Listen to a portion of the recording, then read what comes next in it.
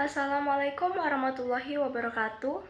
Perkenalkan, nama saya Tiara Afriani, NIM 230503949192 dari Prodi Tata Boga kelas F 2023. Berikut adalah jawaban saya dari soal UTS Pendidikan Pancasila.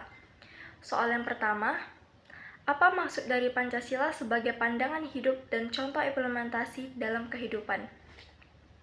Pancasila sebagai pandangan hidup bangsa, artinya nilai-nilai ketuhanan, kemanusiaan, persatuan, kerakyatan, dan keadilan diyakini kebenarannya, keindahannya, dan kegunaannya oleh bangsa Indonesia yang dijadikan sebagai pedoman kehidupan bermasyarakat, berbangsa, dan bernegara. Pancasila sebagai pandangan hidup berarti nilai-nilai Pancasila melekat dalam kehidupan bermasyarakat dan dijadikan norma dalam bersikap dan bertindak. Makna Pancasila sebagai pandangan hidup dan contoh implementasinya yaitu sebagai berikut. Yang pertama, sila pertama, ketuhanan yang Maha Esa, mengandung nilai yang luhur dalam kaitannya dengan ketuhanan, keagamaan, keadilan, dan kenegaraan. Contohnya perbedaan keyakinan yang beragam antar masyarakat, tidak memaksakan suatu keyakinan atau agama kepada orang lain, dan menumbuhkan sikap yang saling toleransi antar umat beragama. Sila kedua, kemanusiaan yang adil dan beradab, mengandung makna mengenai penghormatan terhadap orang lain walaupun setiap masyarakat memiliki perbedaannya beragam. Contohnya, menanamkan dan menerapkan rasa toleransi kepada orang lain, menghargai dan menghormati antar masyarakat, selalu bersikap adil terhadap setiap orang tanpa membeda-bedakannya. Sila ketiga, persatuan Indonesia, menempatkan bangsa dan negara di atas kepentingan pribadi, berarti dia rela berkorban demi bangsa dan negara yang dilandasi oleh rasa cinta tanah air dan rasa nasionalisme. Selalu menempatkan kepentingan bangsa dan negara lebih dari apapun. Contoh implementasinya yaitu menghidupkan segala perbedaan yang ada sehingga perbedaan tersebut dapat mengarah kepada kesatuan serta menciptakan suasana saling tolong-menolong di balik segala perbedaan yang beragam.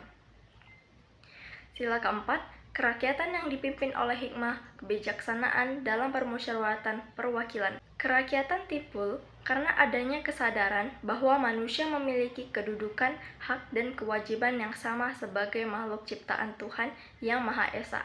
Contoh implementasinya ialah seperti memuliakan, menghargai, dan menghormati orang lain tanpa membedakannya sedikitpun, selalu bersikap jujur saat adanya pemilu, dan tidak saling menghina antar warga negara. Kelima, keadilan sosial bagi seluruh rakyat Indonesia.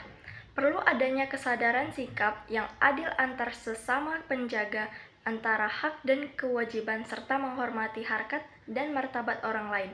Implementasi sila kelima Pancasila yaitu menanamkan sikap tolong-menolong sehingga dapat terwujud kehidupan yang rukun dan damai. Soal nomor 2, coba jelaskan apa yang menyebabkan perjuangan bangsa Indonesia tersebut tidak berhasil. Pada masa penjajahan, bangsa Indonesia telah berusaha sekuat tenaga untuk mengusir penjajah dan menciptakan menjadi bangsa yang merdeka. Berbagai perlawanan terhadap penjajah yang dilakukan oleh raja, bangsawan, tokoh masyarakat, dan tokoh agama dilakukan dengan mengangkat senjata. Namun sayangnya, bentuk perlawanan semacam itu mengalami kegagalan sehingga penjajah masih terus berlangsung. Berikut ini adalah beberapa faktor penyebab gagalnya perjuangan bangsa Indonesia dalam mengusir penjajah. Yang pertama, perjuangan bersifat kedaerahan. Pada masa penjajahan, rakyat Indonesia belum bersatu seperti saat ini. Masyarakat masih terpecah belah. Perjuangan yang dilakukan pada masa itu dilandaskan untuk membebaskan daerah masing-masing dari penjajahan. Sedangkan pasukan Belanda memiliki kekompakan untuk menguasai rempah-rempah di Nusantara. Faktor yang kedua, kalah dalam persenjataan. Faktor penyebab gagalnya perjuangan bangsa Indonesia dalam mengusir penjajah selanjutnya adalah kalah dalam persenjataan. Pada saat itu, rakyat Indonesia belum memiliki senjata yang memadai untuk melawan penjajah yang menggunakan senjata lebih modern. Rakyat Indonesia hanya memanfaatkan senjata tradisional buatan tangan untuk melawan penjajah seperti bambu runcing, keris, Belati, Golok, Sumpit, dan Rencong. Yang ketiga, Belanda menerapkan politik adu domba. Penjajah memecah belah rakyat Indonesia agar tidak bisa bersatu. Contohnya, munculnya isu separatis dan menghasut bahwa warga Palembang tidak suka dipimpin oleh orang Jawa, Sumatera Utara, atau Sumatera Tengah. Dampak politik adu domba di Indonesia menyebabkan timbulnya pepecahan, rasa permusuhan antar kelompok, dan makin sulit untuk mencapai persatuan. Selanjutnya, jawaban nomor 3. Setelah Pancasila berhasil dirumuskan, BPUPKI membentuk Panitia 9 dan bersidang pada tanggal 22 Juni 1945 yang akhirnya menghasilkan Piagam Jakarta. Namun, Piagam Jakarta ini menuai pro dan kontra antara golongan nasionalis dan agamis. Coba jelaskan apa yang menjadi permasalahan yang menjadi pro kontra tersebut dan bagaimana solusi permasalahan tersebut. Piagam Jakarta yang dihasilkan Panitia 9 BPUPKI pada 22 Juni 1945 menuai pro kontra permasalahannya yang dimana pro-nasionalis mendukung pendeklarasian kemerdekaan tanpa batasan agama atau lembaga tertentu yang dominan. Mereka berpendapat bahwa negara harus bersifat sekuler, yang artinya agama tidak boleh memegang kendali tertinggi dalam pemerintahan serta ingin memastikan hak-hak individu dalam beragama tetap terlindungi. Sedangkan kontra agamis cenderung ingin memasukkan unsur-unsur agama dalam pembentukan agama dan pemerintahan, juga mengkhawatirkan bahwa pendeklarasian kemerdekaan yang terlalu sekuler akan mengancam identitas dan nilai-nilai agama kuat di masyarakat. Golongan ini juga menjadikan agama sebagai landasan moral dan hukum bagi negara. Solusi di permasalahan ini adalah dengan mengubah frasa ketuhanan dengan kewajiban menjalankan syariat Islam bagi pemeluk-pemeluknya dan menggantinya dengan ketuhanan yang Maha Esa, yang memiliki makna bahwa bangsa Indonesia memiliki kebebasan menganut agama dan menjalankan agama yang sesuai ajaran agamanya. Soal nomor 4. Jelaskan secara singkat proses terbentuknya nilai, norma, dan moral dalam masyarakat.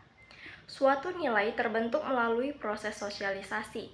Nilai merupakan hasil interaksi antar warga di masyarakat yang disebarkan antar warga masyarakat, berupaya untuk memenuhi kebutuhan dan kepuasan sosial manusia. Proses terbentuknya norma untuk mencegah perselisihan dan perbedaan kepentingan. Norma ini dibentuk untuk melindungi kepentingan-kepentingan manusia sehingga dalam menjalankan kehidupan sehari-hari dapat berjalan dengan damai dan tertib. Pembentukan moral adalah proses atau usaha dan kegiatan yang dilakukan untuk memperoleh tindakan manusia yang memiliki nilai-nilai baik, yakni sebagai konsep benar salah, tindakan yang dipandang dari sudut etika atau nilai. Jadi, bisa dikatakan proses terbentuknya nilai etika, normal, dan moral merupakan proses berjalan melalui suatu kebiasaan berhubung sesama manusia untuk berbuat baik, melibatkan pengaruh budaya, agama, interaksi sosial dalam masyarakat. Soal nomor 5, bagaimana seharusnya kita memposisikan Pancasila sebagai ideologi dalam kehidupan berbangsa dan bernegara di tengah-tengah ideologi-ideologi lain yang juga berkembang di masyarakat? Seperti yang kita tahu, Pancasila adalah ideologi dasar negara Indonesia. Dalam memposisikan Pancasila dalam bangsa dan bernegara di tengah ideologi-ideologi lain yang tengah berkembang di masyarakat adalah yang pertama, sebagai pilar utama. Pancasila harus tetap dianggap sebagai pilar utama dalam berbangsa dan bernegara di Indonesia. Ini adalah landasan moral dan etika yang melekat bersama masyarakat Indonesia. Pancasila harus dijunjung tinggi sebagai ideologi dasar yang mencerminkan nilai-nilai yang mewakili kesatuan dan kearagaman di Indonesia. 2. Kerukunan ideologi. Meski Pancasila adalah ideologi dasar, Indonesia adalah negara yang pluralistik dengan berbagai pandangan politik dan ideologi. Penting untuk mendorong kerukunan dan dialog antara berbagai ideologi. Ini dapat dicoba melalui membangun kesadaran multikultur dan interaksi serta melalui diskusi yang konstruktif. Yang ketiga, Pancasila sebagai perekat yang menghubungkan berbagai ideologi dan kelompok di dalam masyarakat. Nilai-nilai Pancasila seperti kesatuan, persatuan, keadilan sosial, dan kerakyatan harus diintegrasikan dalam gerakan kerja, kebijakan, dan penerapan hukum. Yang keempat, demokrasi. Pancasila seharusnya menjadi dasar praktik demokrasi dan penghormatan hak asasi manusia. Ini berarti bahwa setiap warga Indonesia memiliki hak untuk menyatakan ideologi atau pandangan politik mereka dengan tetap menghormati prinsip-prinsip Pancasila dan hukum yang berlaku. Yang kelima, pendidikan dan kesadaran Pancasila. Pendidikan tentang Pancasila ini dalam kehidupan berbangsa dan bernegara harus ditingkatkan.